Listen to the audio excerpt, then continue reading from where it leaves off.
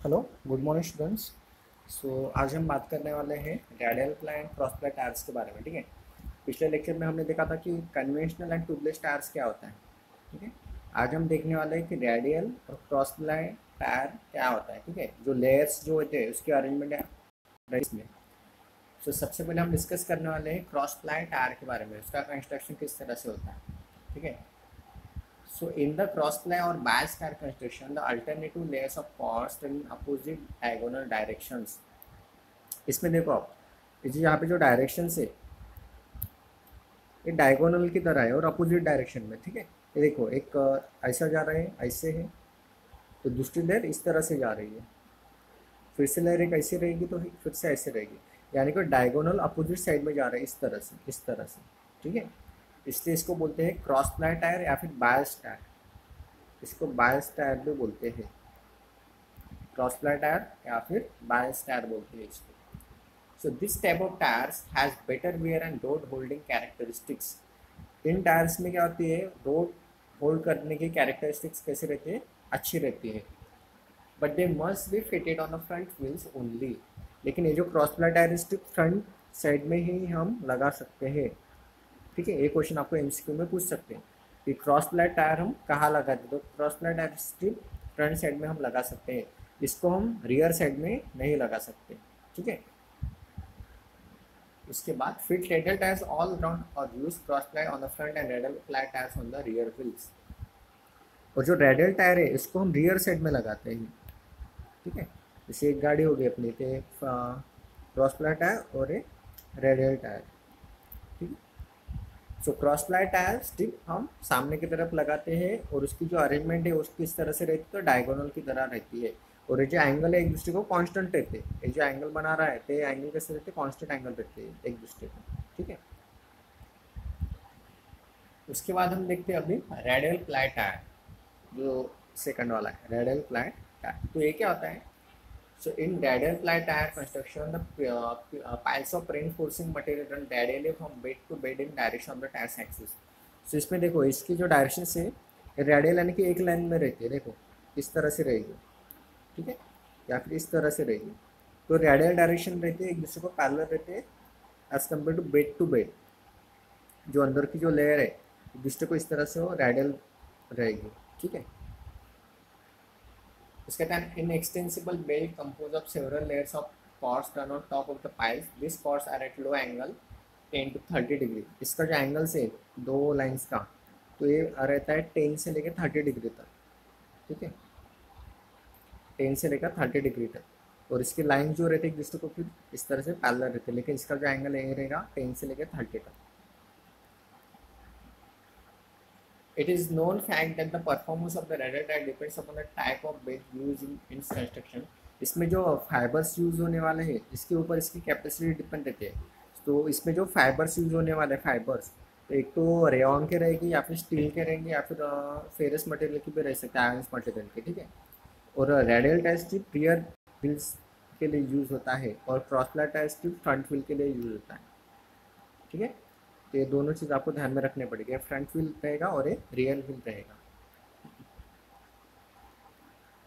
उसके बाद हम देखते हैं कि फैक्टर्स अफेक्टिंग टायर लाइफ, कौन कौन से फैक्टर रहते हैं जो टायर लाइफ को अफेक्ट कर सकते हैं। सबसे पहला फैक्टर है इन्फ्लेशन ऑफ प्रेशर। यहाँ पे चाहिए इन्फ्लेशन ऑफ प्रेशर, यानी कि अगर टायर का प्रेशर ज़्यादा रहा या फिर कम रहा तो टायर के लाइफ को अफेक्ट कर सकता है। उसके बाद व्हीकल मेंटेनेंस, उसके बाद ड्राइविंग मैनर्स, उसके बाद आता है मिसलिनियस फैक्टर, जैसे कि ओवरलोडिंग हो गया या फिर हायर एटमॉस्फेरिक टेम्परेचर हो गया या फिर रोड कंडीशन हो गई। ठीक है। तो ये सारे फैक्टर्स है जो टायर्स लाइफ को अफेक्ट कर सकते हैं। इसके बाद अपना नेक्स्ट टॉपिक है लास्ट वाला, व्हील अलाइनमेंट। अभी व्हील अलाइनमेंट क्या होता है, तो जो फोर व्हीलर्स जो रहते हैं उसके wheel alignment time to time करना बहुत ज़रूरी रहता है, क्योंकि क्या होता है बैलेंसिंग प्रॉपर नहीं रहता उनका। यानी कि अगर ये व्हील हो गया तो ये जो एक्सेल का जो शाफ्ट है यहाँ से कुछ अमाउंट में वो डिफ्लेक्ट हो जाता है एक साइड में, मतलब यहाँ पे जितना वेट चाहिए यहाँ पे उतना नहीं रहेगा, यहाँ पे थोड़ा कम हो जाएगा तो यहाँ पे वो वेट बढ़ जाएगा। ठीक है। यहाँ पे भी एक डायरेक्शन में कम हो जाएगा तो दूसरे डायरेक्शन में बढ़ जाएगा। उस कंडीशन में वो क्या करते हैं, इधर का वेट बढ़ा के छोटे छोटे वेट्स के पीसेस रहते हैं। आप अगर कभी फोर व्हीलर का टायर देखना, उसमें छोटे छोटे पीसेस कनेक्ट किए रहते हैं ऐसे साइड में, ठीक है। तो वो क्या करता है, बैलेंस करता है, दोनों डायरेक्शन का वेट क्या करता है, वो बैलेंस करता है। वरना अगर इनबैलेंस था तो ये क्या करता है, बाउंसिंग करना स्टार्ट कर जाता है। अपना जो व्हील है वो कैसा करता है, बाउंस करता है रोड के ऊपर, क्या करता है वो बाउंस करता है वो, ठीक है। तो व्हील अलाइनमेंट एंड बैलेंसिंग जो फैक्टर है वो टू व्हीलर के लिए भी लागू होता है और फोर व्हीलर के भी लागू होता है, ठीक है। सभी व्हीकल्स के व्हील बैलेंसिंग करना जरूर रहता है, ठीक है।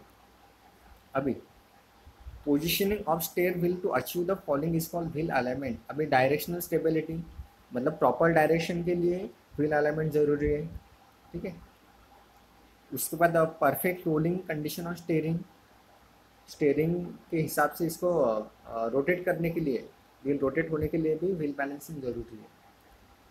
उसके बाद रिकवरी आफ्टर कंप्लीटिंग टर्न, और टर्न लेने के बाद गाड़ी जब अपनी टर्न लेती है तो टर्न लेने के बाद अपने जो व्हील से वो फिर से एक प्रॉपर पोजीशन में, मतलब अपने ओरिजिनल पोजीशन में आने चाहिए, ठीक है। तो इसका जो रिकवरी है वो भी होना ज़रूरी है। इसके बाद देखते हैं अभी कौन कौन से फैक्टर्स रहते हैं व्हील अलाइनमेंट में। तो सबसे पहला फैक्टर है factor pertaining two wheel balance of wheels. Balancing होना ज़रूरी है, मतलब चारों डायरेक्शन में वेट इक्वली होना चाहिए।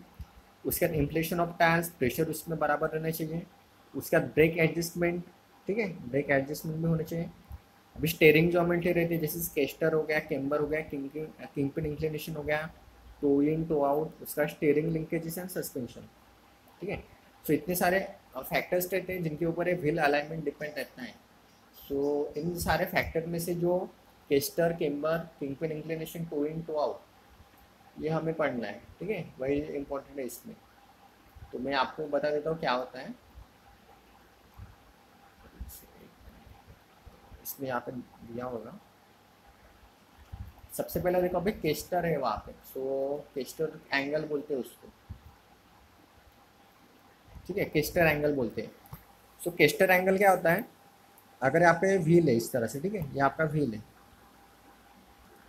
तो व्हील से जो एक परपेंडिकुलर लाइन अगर हमने मार्क कर दी, एक परपेंडिकुलर लाइन अगर बना ली हम, तो इसका जो एंगल रहता है वो इनिशियल कंडीशन में जीरो रहता है, ठीक है, क्या रहता है, जीरो रहता है।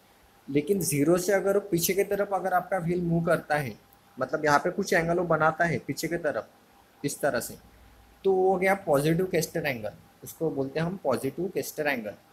और अगर उसी एंगल से अगर वो सामने की तरफ एंगल बना रहा है तो उसको बोलते हैं हम नेगेटिव केस्टर एंगल, इसको बोलते हैं हम नेगेटिव केस्टर एंगल।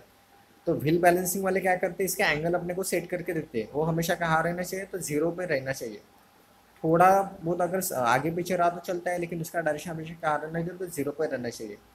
तो व्हील बैलेंसिंग के शॉप्स रहते हैं, वो क्या करके देते हैं हमें, जो एंगल है वो सेट करके देते हैं, ठीक है। उसके बाद आता है केम्बर, नेक्स्ट पॉइंट आता है camber, wheel alignment and balancing camber angle, इस सेकंड एंगल रहता है केम्बर। सो उसमें क्या आता है, अपना जो व्हील है देखो, डायरेक्शन से अगर इस तरह से अगर वो शिफ्ट होता है, अपने वर्टिकल डायरेक्शन से अगर इस तरह से वो शिफ्ट होता है अंदर की तरफ, मतलब नीचे वाला पोर्शन बाहर की तरफ और ऊपर का पोर्शन अंदर की तरफ, तो इसको बोलते हैं नेगेटिव केम्बर, इसको बोलते हैं नेगेटिव केम्बर। और अगर वो नीचे का पोर्शन बाहर की तरफ और ऊपर का पोर्शन अंदर की तरफ अगर शिफ्ट करता है तो उसको बोलते हैं पॉजिटिव केम्बर, ठीक है। इसको बोलते हैं पॉजिटिव केम्बर एंड इसको बोलते हैं नेगेटिव केम्बर। तो ये क्वेश्चन आपको एमसीक्यू में पूछ सकते हैं, ठीक है। उसके बाद आता है toe in and toe out. So toe in and toe out क्या होता है, देखो अगर व्हील इस तरह से अगर शिफ्ट हो जाते हैं तो इसको बोलते हैं टो इन, इसको बोलते हैं टो इन। और अगर व्हील इस तरह से शिफ्ट होते हैं तो इसको बोलते हैं टो आउट, इसको बोलते हैं टो टो आउट। तो व्हील अलाइनमेंट में क्या आता है, सारी चीज़ें वो अपने को सेट करके देता है, ये जो एंगल है टो इन टो आउट के, उसके बाद केम्बर एंगल, केस्टर एंगल, ये सारे चीज़ें वो बैलेंस सेट करके देता है व्हील अलाइनमेंट में, ठीक है। जो व्हील अलाइनमेंट होता है, व्हील अलाइनमेंट, व्हील अलाइनमेंट से इसमें वो सारी चीज़ें हमें सेट करके देता है। और एक बैलेंसिंग रहता है, जो अपना लास्ट टॉपिक रहेगा बैलेंसिंग। सो इसमें क्या करता है, व्हील को ऑल डायरेक्शन में प्रॉपर वेट हमें कनेक्ट करके देता है, तो वो रहता है wheel balancing and wheel alignment. दो चीज़ें रहती है, जो शॉप्स वाले जो रहते हैं, टायर वाले शॉप जो रहते हैं, वो हमें wheel balancing and wheel alignment करके देते हैं, ठीक है। अगर हमने व्हील अलाइनमेंट प्रॉपर नहीं किया या फिर व्हील बैलेंसिंग हमने टाइम टू टाइम नहीं किया, ठीक है, तो कुछ फैक्टर्स जो रहते हैं वो अफेक्ट कर सकते हैं, जैसे कि टायर वेयर होने के चांसेस ज़्यादा रहते हैं उस कंडीशन में। उसके बाद प्रॉपर हैंडलिंग नहीं रह सकती व्हीकल के ऊपर। उसके बाद ड्राइविंग स्टेबिलिटी चली जाती है, ठीक है, और एक्सीडेंट होने के जो भी चांसेस रहते हैं। उसके बाद लास्ट वाला टॉपिक है अभी wheel balancing, static balancing and dynamic balancing, दो टाइप की बैलेंसिंग रहती है, ठीक है। अभी स्टैटिक बैलेंसिंग में क्या करता है, वो तो जो लोड रहता है वो शिफ्ट करके देता है हमें, ठीक है। This is static balance is the equal distribution of weight around the wheel. Wheel के ऑल डायरेक्शन में वो क्या करता है, इक्वली वेट डिस्ट्रीब्यूट करता है।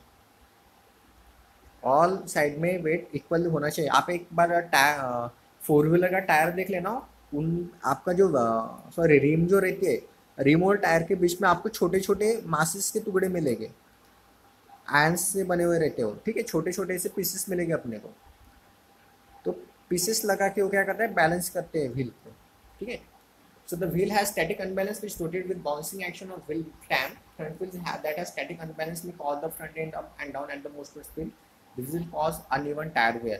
तो क्या होता है कि बाउंसिंग स्टार्ट होना शुरू कर देता है, ठीक है। बाउंसिंग होता है, अपना जो टायर रहता है वो क्या कर देता है, बाउंसिंग होना स्टार्ट हो जाता है। अगर वो बैलेंसिंग प्रॉपर नहीं होता, अगर अनबैलेंस कंडीशन में चला गया, वो अनबैलेंस कंडीशन में, तो व्हील अपना क्या करता है, बाउंसिंग होना स्टार्ट कर देता है, ठीक है। तो व्हील क्या करता है, बाउंसिंग होना स्टार्ट कर देता है। उसके बाद होता है डायनेमिक बैलेंसिंग। तो डायनेमिक बैलेंसिंग क्या होता है, the dynamic balance is the equal distribution of weight on each side of tyre centre line. When the wheel has dynamic balance there is no tendency for side to side movement as the wheel spins. तो dynamic balance में क्या करता है, जो Excel जो रहता है, तो एक्सेल के अराउंड में जो वेट डिस्ट्रीब्यूट होने वाला है, उसलिए क्या यूज़ करते हैं हम, डायनेमिक बैलेंसिंग। और जो स्टैटिक बैलेंसिंग है वो टायर के एंड वाले पोर्शन के लिए यूज़ करते हैं हम, ठीक है। तो इन टॉपिक के ऊपर भी आपको क्वेश्चनिंग हो सकती है, static balancing and dynamic balancing के ऊपर। तो तो इसके जो नोट्स हैं मैं आपको ग्रुप पे सेंड कर दूंगा, आई थिंक। हाँ, ये अपना लास्ट टॉपिक था अभी। तो आज हमने यूनिट नंबर 4 फिनिश किया है, ठीक है। अभी अपना यूनिट नंबर 4 ये फिनिश हो चुका है, ठीक है। अब तक 3 यूनिट के मैंने आपको नोट सेंड कर दिया आई थिंक ग्रुप के ऊपर। अभी चौथी यूनिट के भी मैं आपको आज सेंड कर दूंगा, ठीक है। इसके बाद हम लास्ट वाला एक टॉपिक पढ़ेंगे, यूनिट नंबर 5, ठीक है। Thank you.